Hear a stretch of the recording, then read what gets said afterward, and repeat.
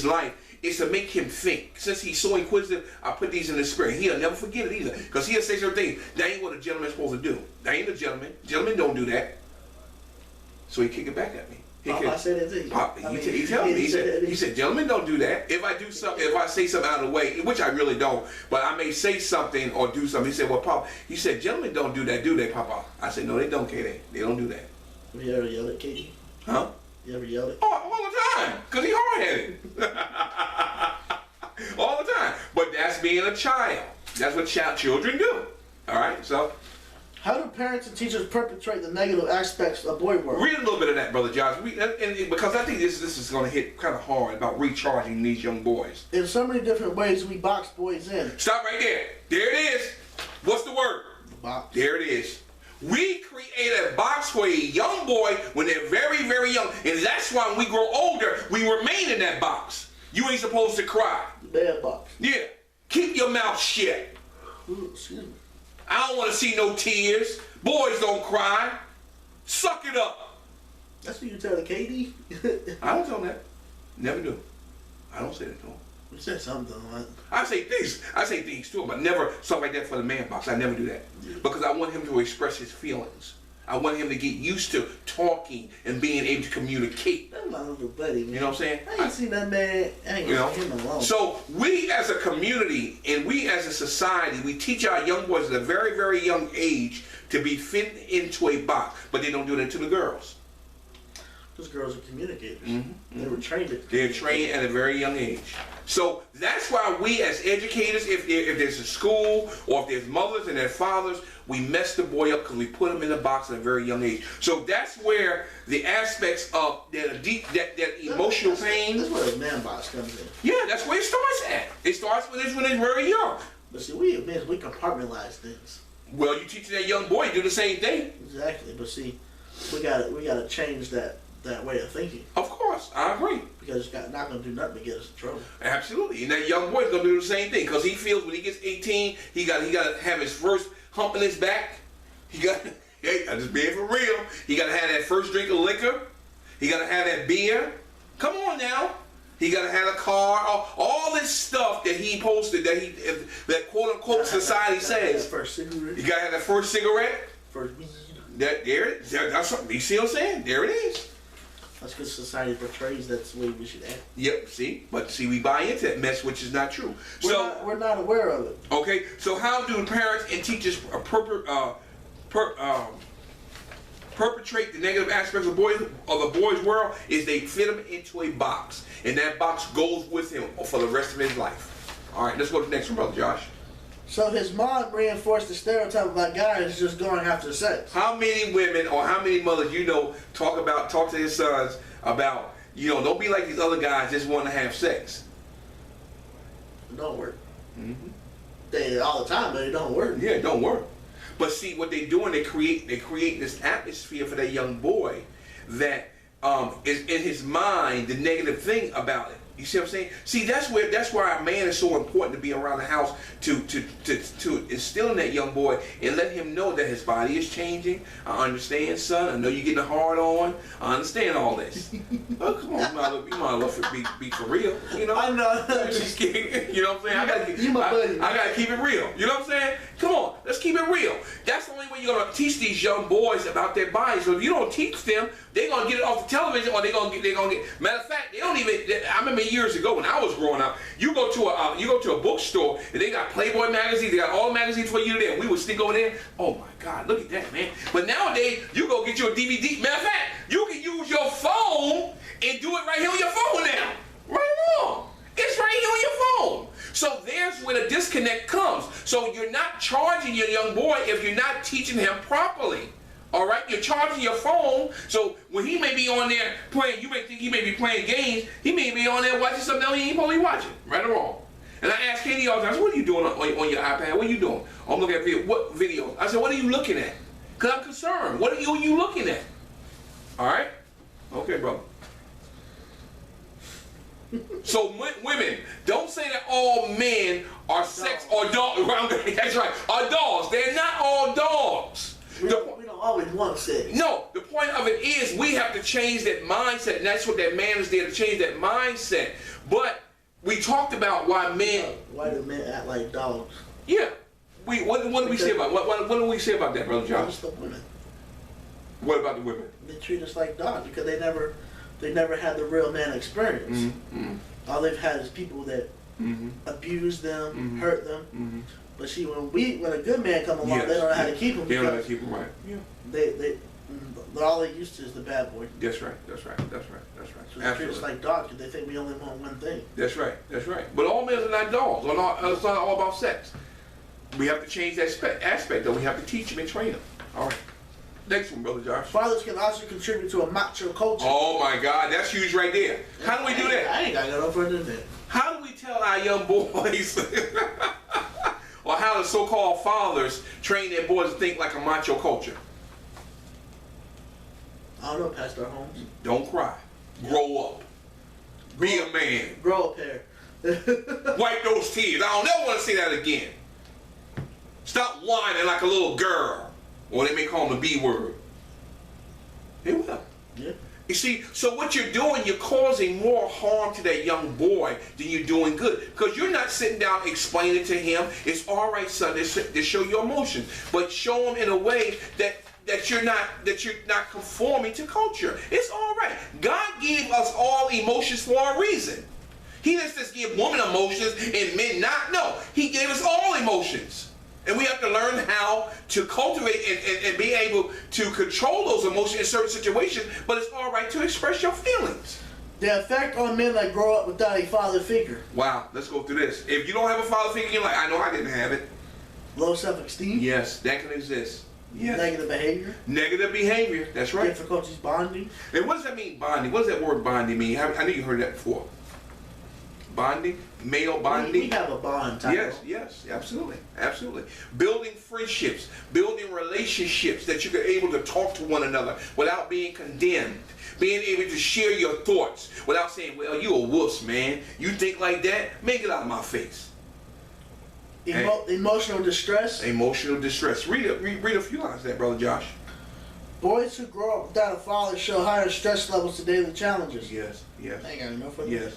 Yes. See, what happens is when a father figure is not there in the house, or a man is not recharging that young boy's life, that puts him in an emotional, traumatic situation within his mind, and that will follow him for the rest of his life. Follow him to the grave. Yeah, it will follow him, and he will always be in distressful situations because he does not know how to react to those situations because he's never been trained. Like I tell KD, yesterday I was teaching about finances and things of that nature. You know, if you don't prepare the young boy while he's younger, when he gets in that situation, he's not going to be able to handle it. He's going to react instead of being proactive.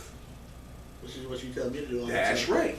Always be ready. Be proactive. Boys growing up without dads remain boys for too long. Ah, that is so true. We got grown-up boys walking around here, maybe 50, 60 years old, and still boys because they haven't learned nothing. All right, let's roll. No, start reading there. Well, Read I it. did. Yeah, read a little bit You of that. say that. Yeah, read some of that, brother. Because we got about another 10, 15 minutes to roll. Boys raised by men who are committed and faithful to their wives and show them consistent affection and respect. Yes. Who demonstrate love for and interest in their sons. Yes. Who disciplines their sons wisely. And who simply spends ample time, the greatest of all gifts, there it with is. their boys. Produce sons whose confidence, self-restraint, curiosity, kindness, and sense of responsibility. Yes. Prepare them well not only for life generally, but marriage specifically. So that tells you right there, if there's a man in that young boy's life that's recharging his life, he's going to turn out to be the young man he should be. Now, I'm not going to say that young boy is not going to go against the grain sometimes. He's not going to get in trouble. He will. But if you really instill, like Brother John was saying, he loves Proverbs 22:6, train up a child in the way he should go, and when he's older, he shall not depart from it. He will not. He'll come back to those teachings. But if you don't have a foundation, then he can't come back to something that he was never given. All right? All right, let's see. What we got? 6 lessons I learned about being a man from growing up fatherless. All right. Let's read this. This is good stuff here. Having a child makes you a father, but not a dad. Good God, I'm sorry. A man needs to be self-sufficient. All right, what does the word self-sufficient mean? Don't depend on somebody else. Okay, now I agree and I disagree to that. The reason why I say that is we cannot make ourselves to be an island. We all need somebody. All right, we need somebody in our lives to help us because we're not going to always be up here all the time. We're going to go through those valleys. We're going to be down here sometime. So being self-sufficient is good. Be out there, get a job, do the things that you need to do, but also be willing to have somebody that got your back. I got Brother Josh got my back. I got his back. We need one another. We're there to support one another. That's what it's all about. Don't put yourself in a box and say, I don't need nobody, because one day you're going to end up needing somebody in your life to help you or to listen to you. All right, very good. Becoming a man doesn't come with age. Oh my! Didn't we talk about that? Didn't we talk about that a couple of weeks ago? Yep. All right, let's go run through a few of those there. Taking ownership of failure. Okay, very good, very good. Letting go of stubbornness and accepting lessons. Oh, then that's hard to do if you ain't never been taught. Knowing how to handle challenging situations and fixing their incorrect reactions and attitudes. So that means, okay, that's huge right there. Learning more about themselves. Oh, who are you? What were you created for? Who am I? Who am I? Good God from Zion. The man in the mirror. Who am I? That's right. Knowing how to handle challenges. You know, I try to teach KD, now that he's young, how, and I'm teaching you, and you just said that, I always teach you to be proactive and not be reactive. Because if you always react to a situation, you're going to always be behind the 8 ball. Always. Because you don't know what's going to come. But if you know certain things, that you need certain things, or certain things, you put certain things in place, when something happens, you're already ready for it. Yep. You don't worry about it. You go right through it. I ain't going to say that life is going to be easy. Life ain't going to be easy. But if you're ready for it. Life always throws you a curve. Oh, yeah. But if you're ready for those challenges, do what you have learned, then you're more prepared to handle it than somebody else that has not been prepared for it. Blaze your own path instead of following someone else's footsteps. So what does that mean in other words? Create your own path. All right. Don't follow somebody that isn't leading you in the right direction. That's what I want to hear. Be a leader, not a follower.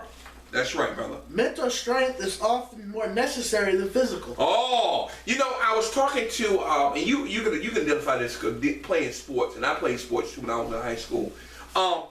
There's not a whole lot of difference when you get on the basketball court or you get on a football field. There's not really a whole lot of difference in the physical training of the athletes because they all had to be physically fit. But it's the mental part that separates the winners from the losers.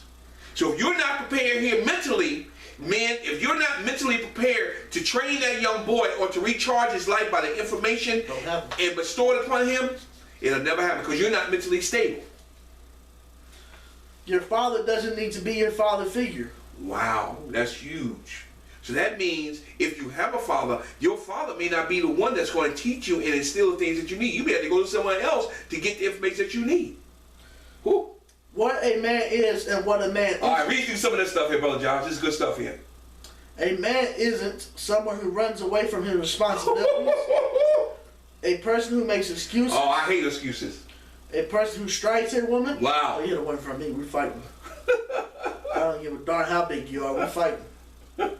Selfish. Being selfish, yes. A man through age. A boy grows into a man through experience. Through experience. That's the key. A man is someone who stands up for something they believe in, even when they're fearful. Oh, what did I tell you? Sometimes you gotta do what? Stand by yourself, brother. Good God. You ain't gotta like me, boy. You respect me. You respect me. There you go. A person who creates a new path. Ah, make your own path. Even if nobody don't follow you, you make the path. Open-minded. What open-minded means being able to receive instruction, being able to listen to somebody else, even though you may not understand everything, but be there to listen. Because that man that may have been down the road, I'm way much older than Josh, but I can tell him some things in my experience to help him to receive it. Now he may not be able to use all that stuff right now, but as he gets older, man, Brother Tyrone told me that about 15 years ago. Now I understand. Here it is. A dad when he earns it. Oh, when he earns it, and that's something that you got to earn.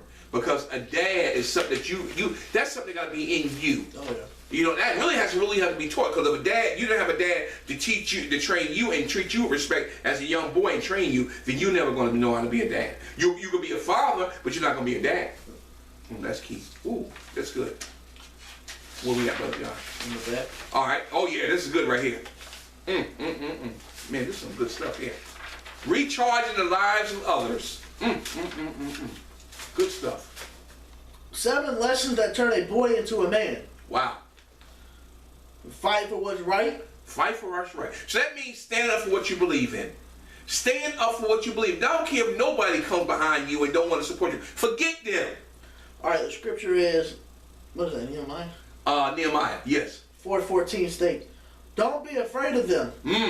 Remember the Lord who is great and awesome, and fight for your families, your sons and your daughters, your wives and your homes. Yes. So stand up for what's right. Your family, your friends, stand up for them, and they'll stand behind you. That's what a man does. He leads. He leads. He does what? Protect and provide. There you go, brother Josh. There you go. Take responsibility. Oh my God. That's one of the 4 characteristics of manhood, isn't it? Yeah. Good. A wise son brings joy to his father, but a foolish man son brings grief to his mother. Good God. Proverbs 10:1. Wow. Provide for your family, and where they don't work, don't eat. The man who is unwilling to work shall not eat. There it is. 2 Thessalonians. Control your emotions. That's key, because sometimes we let our emotions control us, and that's when violence starts. Proverbs 29:11 states, fools are quick to express their anger, but wise people are patient and control themselves. That's right. Absolutely. Number 5, love your wife. Love your wife. Or your girlfriend. If you're in a relationship, love them. See, the Bible, it never says a woman to love the man. Never. For the man to love the woman. Love your wives as Christ has loved the church. All right. Husband, love your wives just as Jesus Christ loved the church and gave himself up for her. Ephesians 5:25. That's right. Keep your commitments. Oh my God. Keeping your word. Your word is your bond. Psalms 15:4 says, keep an oath even when it hurts. That's right. Pay your debts, keep your word, and always speak the truth. Praise be to God. Trust God. Oh my God. Trust in the Lord with all your heart, and don't depend on your own understanding. Seek His will in all you do, and He will show you which path to take. That's right. Proverbs 3:5-6. All right, we get ready to close out on this, brother. From boy to man, the marks of manhood. Come on, man. Read it to me. When does a boy become a man? Good God from Zion. That interesting question was recently posed to me. Yes. And it raises some of the most important issues facing Christians today. Yes. While the world seems increasingly confused about matters as basic as what it means to be male and female. Yes. Christians are called to frame our arguments in distinctively Bible terms. So what that means is you got to stand on the Word of God. You got to believe what you believe, what the Word says, and don't fade from that. Stand on it. When does a boy become a man? Oh. That interesting question was recently. Did I do that again? I sure did. I repeated it. I did. All right, go down to the towels, brother. I'm sorry. My fault. That's the first time you ever did that. Oh my God. I must have been sleeping, brother. You must have. All around us, cultural developments and media messages communicate a fog and confusion over questions of gender. Yes. In reality, these issues lie right along with the fault lines of today's culture war and its most controversial points of debate. Yes. For many years, this society has been experimenting with the most fundamental realities of human existence. Yes. The essence of what it means to be male and female, or female, has been routinely discounted by a society infatuated with the unlimited self-expression in terms of personal autonomy. Autonomy. So what that means is that now we don't know what men and women are no more. We don't know that no more, because I was sitting down. They dress. Yeah, that's true. I was sitting downtown a little while ago before you came in. I was doing the Uber, and Lord spoke to me. And I think I was on the corner of Ninth Street and Broad Street, and the Lord said to me, He said, that women want to be in control of so many things today. What's the purpose of man anymore? A man's life is worth nothing anymore. And God was the one that created man as to be the leader. Now the woman wants to be the leader. It's a shame. She don't know her place. That's right. Because she wants equal rights. I understand. I'm not talking against women per se that they shouldn't have certain rights. I'm not saying that. But let the man be the man. Period. I had a customer last week in Uber, and she said, "You didn't have to open the door." I said, and I said it in a nice way. I said, that kind of offended me, because you should let a man be a man. Let me do my job as opening the door, showing you respect, showing you honor. She said, well, I never thought about it that way. All right, let's get ready to close this out. All right, go ahead up to the top, brother. In the context of this confusion, boys are especially vulnerable. Yes, they are. The feminization of society makes me confused